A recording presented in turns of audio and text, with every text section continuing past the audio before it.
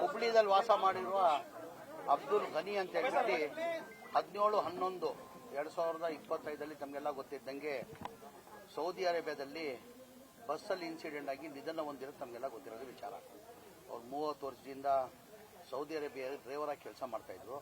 ಹೋದ ವರ್ಷ ಪಾಪ ಬಂದವರೆ, ಆಯ್ತು ಸಾಕು, ನಾನು ಅಷ್ಟು 29 ವರ್ಷ ಕೆಲಸ ಮಾಡಿದ್ದೀನಿ, ನಾನು ಇನ್ನು ಹೋಗೋದು ಬೇಡ ಅಂತ 1 ತಿಂಗಳು ಇಲ್ಲೇ ಇದ್ರು, ಹೋಗ್ಲಿಲ್ಲ, ಹೋಗ್ಬಾರ್ದಂತ ತೀರ್ಮಾನ ಮಾಡಿದ್ರು.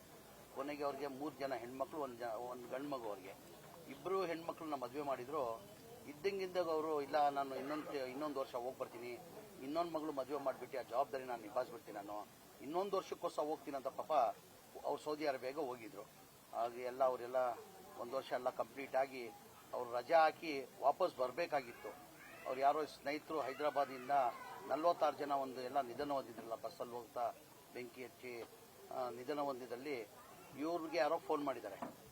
ಸರ್, ನಾವು ಅವ್ರ ಫ್ರೆಂಡ್ ಯಾರೋ, ಅವ್ರ ಹೆಸರು ಗೊತ್ತಿಲ್ಲ ನನಗೆ, ಅವ್ರು ಫೋನ್ ಮಾಡಿ ನಾವು ಈ ಮಕ್ಕಾಗೆ ಬರ್ತಾ ಇದ್ದೀನಿ, ನೀ ಎಲ್ಲಪ್ಪ ಐತಿ ಅಂದರೆ, ಇಲ್ಲ ನಾನು ಮಕ್ಕದಲ್ಲಿದ್ದೀನಿ, ನಾನು ರಜಾ ಹಾಕಿದ್ದೀನಿ, ನಾನು ವಾಪಸ್ ಇಂಡಿಯಾಗೆ ಹೋಗ್ಬೇಕು, ನಾನು ಹುಬ್ಳಿಗೆ ಹೋಗ್ಬೇಕಾಗ್ತದೆ ನಾನು ಅಂದಿದ್ದಕ್ಕೆ, ಇಲ್ಲ ನಮ್ಮ ಮಕ್ಕಾಗೆ ಬಂದಿದ್ದೀವಿ, ನಮ್ಮ ಜೊತೆ ಉಮ್ರಾ ಮಾಡ್ಕೊಂಡು ಹೋಗ್ಬಿಡು ಅಂತ ಕೇಳ್ಕೊಂಡಿದ್ದಾರೆ.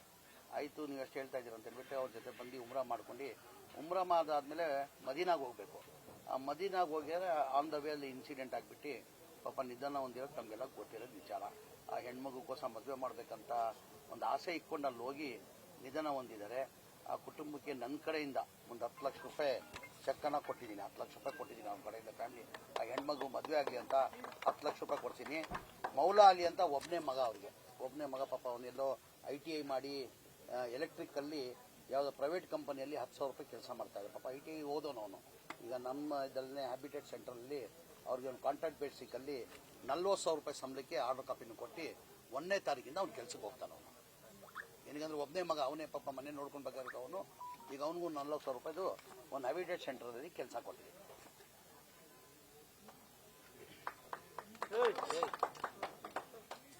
ಹಾಂ ಹೇಳಿ. ಇಲ್ಲ, ನಾಳೆ ಮುಗೀತದೆ, ನಾಳೆ ಇವತ್ತು